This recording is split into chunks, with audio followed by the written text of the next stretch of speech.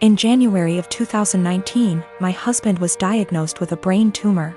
It was in a completely inoperable part of the brain, and was told me had 6 months to live. He stuck it out and died in October, 3 months longer than he was expected to. He was always positive, and decided a few weeks after his diagnosis that he would write letters for our daughters for significant events in their lives. My husband was my soulmate, and the past few months have been difficult knowing I've lost him. We have 2 daughters, Mia, who is 21, and Imogen, Imi, who is 19.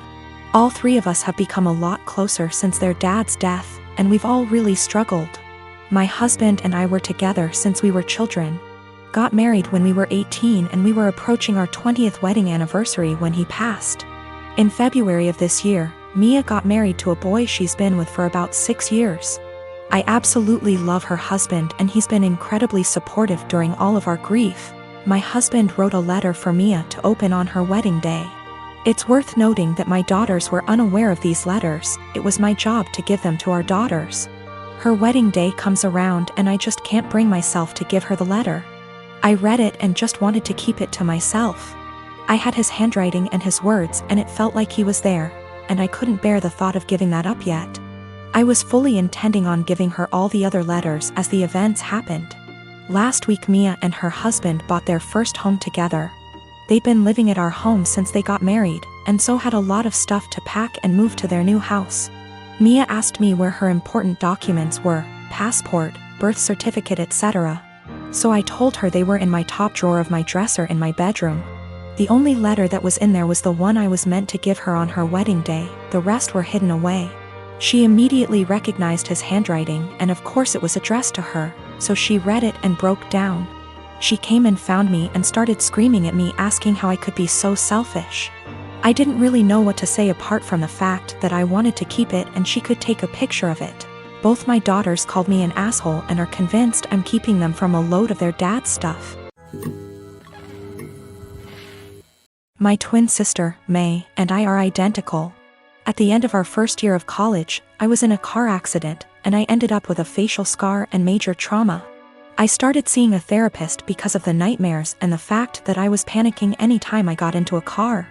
That led to me realizing there were some deeper issues, which we worked on. As part of that work, I got a physical. Started working with a dietitian to fix my diet and the smorgasbord of vitamin deficiencies it caused. I started working out, strength training 3 days and sprints or hit on 3 with our older sis. By the end of our first year of college, we had each gained about 30 pounds. By the end of the next year, I had lost half of it, but I was smaller at 134 pounds than my previous 120 because of the muscle mass. And that's been my size for the past half-decade. I found a new beautician, and she gave me long layers to make my natural curls be curls instead of waves of frizz. I always wanted, but that my old one said would look bad, and refused. I stopped bleaching it and let it go its natural dark blonde / light brown. I stopped spray tanning. Again, that's been my look for the past 5 years.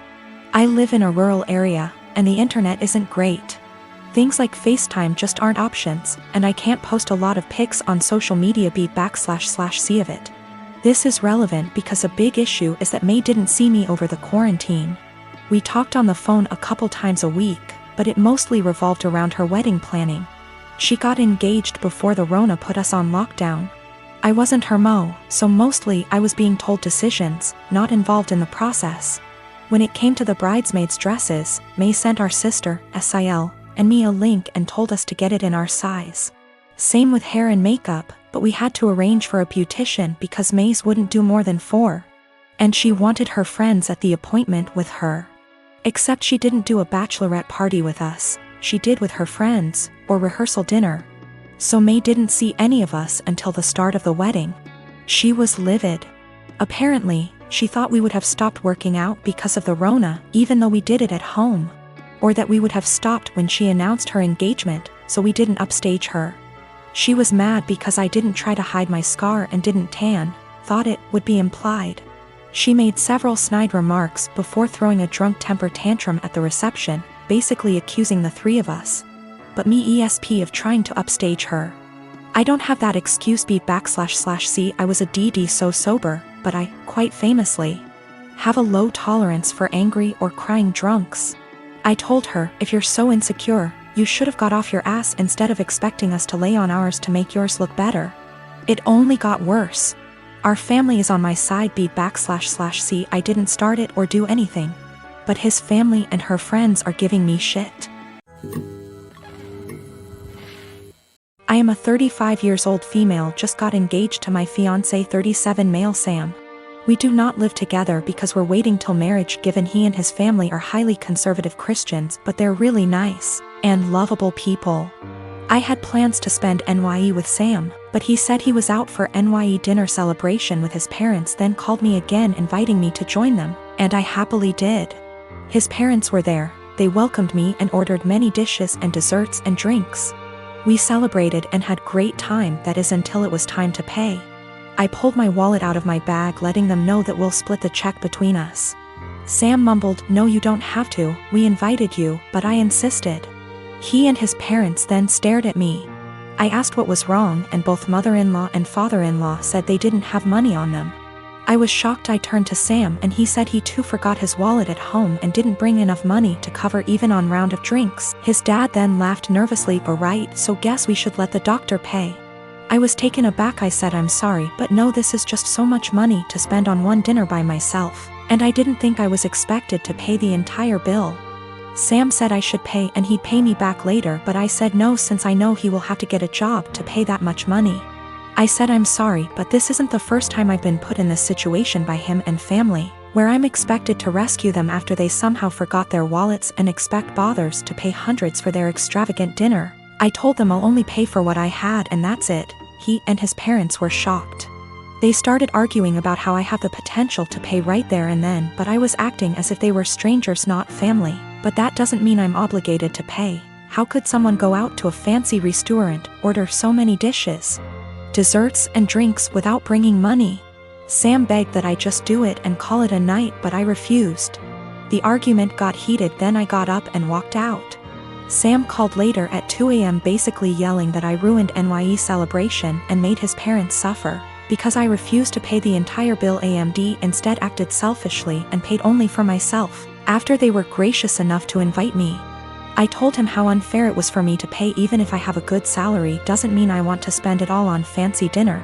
He didn't reply, he just said he'll pray that my parents will let this go, and not resent me after I basically damaged the relationship with them. I felt awful thinking I should have covered the bill instead of leaving. My boyfriend Steve and I have been dating for over a year and a half. I met him in one of my upper-level classes 2 years ago. At the time he was finishing up his degree, before moving on and working on his master's. Since we started talking, seeing each other, and dating casually, I really loved our entire relationship.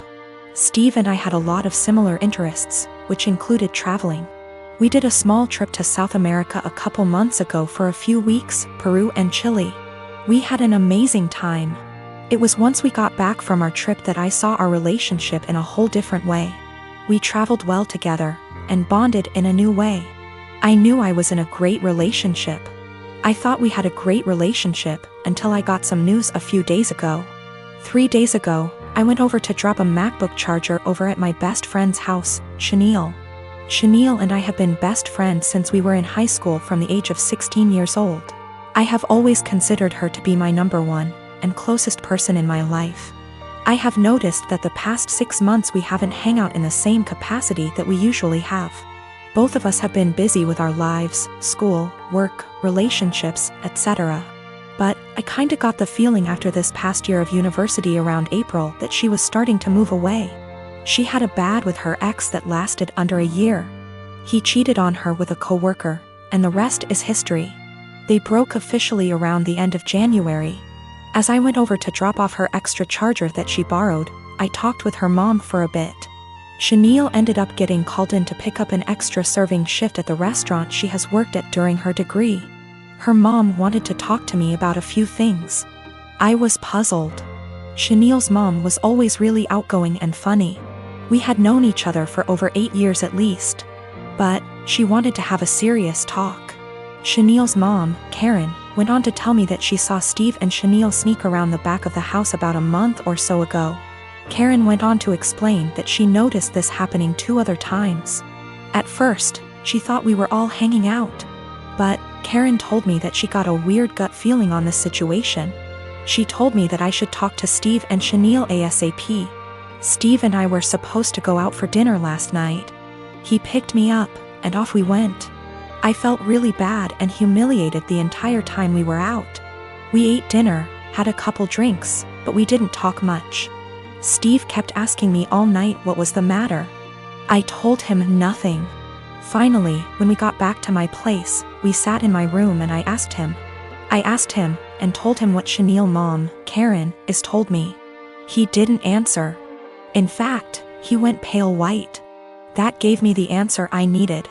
I broke down and Steve tried to comfort me. I didn't want him touching me. I didn't even want to hear it. I told him to leave, but I basically had to force him to leave. I tried calling Chenille and texted her that I needed to talk to her. I got no response. Not one. Basically, 2 of the closest people I have had in my life betrayed me. This is so terrible and I feel so bad. I have like no one right now.